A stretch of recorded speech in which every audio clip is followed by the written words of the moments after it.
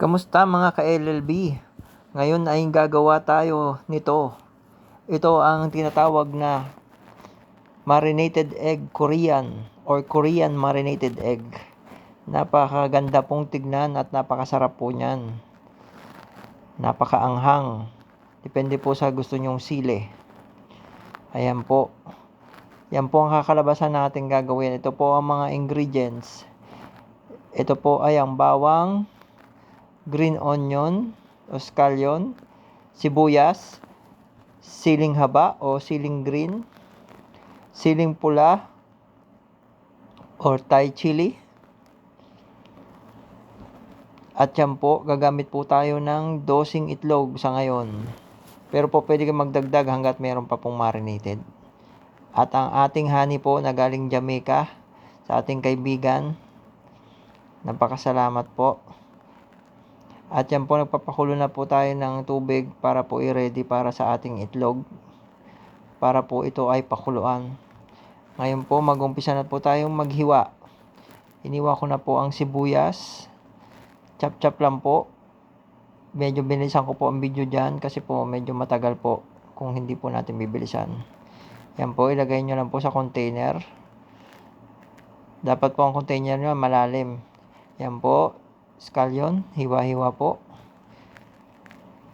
Ilagay po lahat dyan. Siling green, hiwa. Siling green po uli. At dahil po tayo ay Uragon, siling pula, dadamihan ko po ng sili dahil po ako ay Uragon. Pag sinabi mong Uragon, ako po ay Bicolano. Tama po. At yan po ang bawang, dinikdik ko po. Yan po ang technique para po mabilis balatan ang bawang. At yan, hinihiwa ko na po ang bawang. Ilagay ko rin po dyan lahat sa container. Lahat po yan, sama-sama po yan sa containers. After nyo po mahiwa ang dry ingredients po, ilagay nyo po ang liquid, ang toyo, ang honey, at ang sesame seed. At imekos-mekos lang po yan. Mekos-mekos. At nagdagdag po ako dyan ng toyo. At mekos-mekos lang po. At dinagdagan ko po ng sili dahil po ako mahilig sa maanghang. Ngayon po, ilalagay ko na po ang itlog, saro, 2, 3,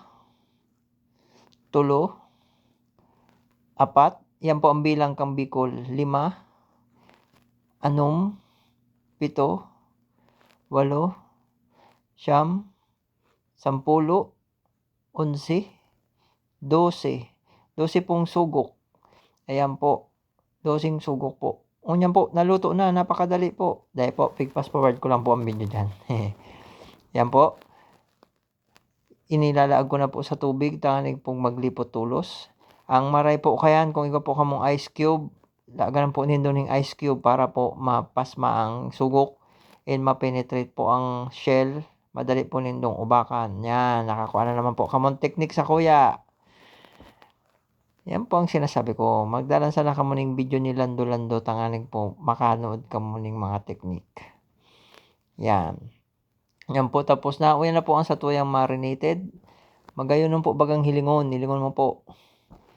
Super napaka-delicious. Sarap-sarap pong tignan. Hindi po masarap tignan niya. Masarap po talaga yan. Ito na po siya. After 24 hours ng ating pagbabad. Yan na po ang kanyang itsura. Yan po. Kukuha tayo ng sandok dyan. Para po pakita ko sa inyo. Yan na po magiging kulay niya para pong brown. Yan na po siya. Yan na po. Ngayon po wala pong problema yan kahit gaano po katagal po siya sa rep.